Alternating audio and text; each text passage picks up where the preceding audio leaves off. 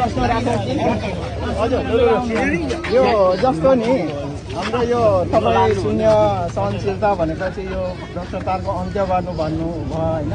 तर तपाईँकै प्रधानमन्त्रीको अवस्थामा जुन तत्कालीन त्यतिखेर प्रधानमन्त्री हुनुहुन्थ्यो, तर त्यतिखेरकै अवस्थामा जुन 23 र 24को घटनामा चाहिँ जस्तो नेताहरूको घरबाट पैसाको बिटा US डलरहरू र रुपैयाँहरू डढ्यो, त्यसको सम्बन्धमा तपाईँले त्यो के शून्य सहनशीलता भनेको त्यसमा चाहिँ के तपाईँले जवाफ दिनुहुन्छ कि भनेर मेरो एउटै प्रश्न। पहिलो कुरो कस्तो घरबाट निस्क्यो मेरो त निस्किएन होइन हजुरको होइन, तर पनि मेरो भनाइ चाहिँ नेताहरूको घरबाट निस्क्यो त्यति चाहिँ हो नि त। त्यो भ्रष्टाचारको सबैको जिम्मा त मैले लिन सक्दिनँ। तपाईँले यहाँ बाटो ठेका ल्याएको छ र भ्रष्टाचार गर्नुभएछ भने त मैले थाहा पाउँदिनँ। अर्काले के गर्छ मैले त थाहा पाउँदिनँ। थाहा पाएका बेला कारवाही गर्ने हो, थाहा पाउँदिनँ। एउटा कुरा मेरोबाट निस्कियो, अर्कोबाट कोबाट निस्केको मैले सबै थाहा पाउने कुरा भएन। अरूको कारोबार छ, मैले थाहा पाउँदिनँ नि। अर्को कुरा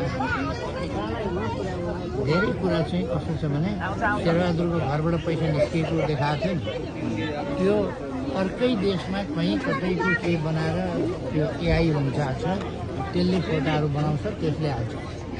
अनि यस्तो भेटियो देखियो एउटा 1000को नोट यसो देखाउँदै हिँडेको चाहिँ मैले देखाएको थिएँ। यो जलेको नोट भेट्यो, 1000को नोट जलेको चाहिँ गरिबको भ्यालेन्स सक्छ नि त घरमा।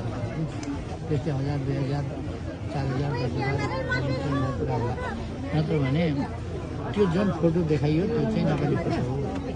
त्यस्ता नकली फोटोहरू कोही देखाउँदैन, प्रचार गर्ने दुष्प्रचार गर्ने त्यस्तो पछाडि धेरै भर पनि पर्दैन।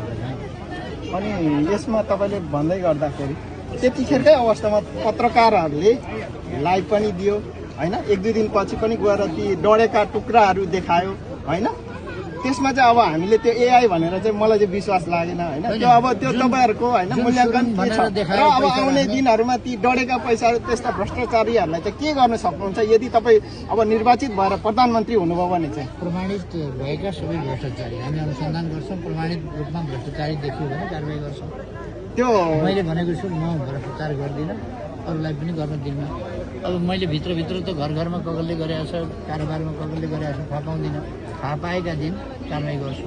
तर जुन कि त्यो अवस्थामा त डढिएको स्वयं सबै जनताले छलङ्ग देख्यो नि त।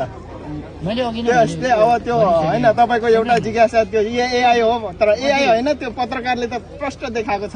कति देखायो जस्तो डढेको खरानीहरू, त्यो पानी मुनिका ट्याङ्कीहरू होइन, जस्तो अन्डरग्राउन्डमा राखेकाहरू र अब कोठाभरि जस्तो अब प्रचण्डकैमा पनि त्यसरी नै अब सिलिङ फुटाएर छरेकाहरू देखियो होइन।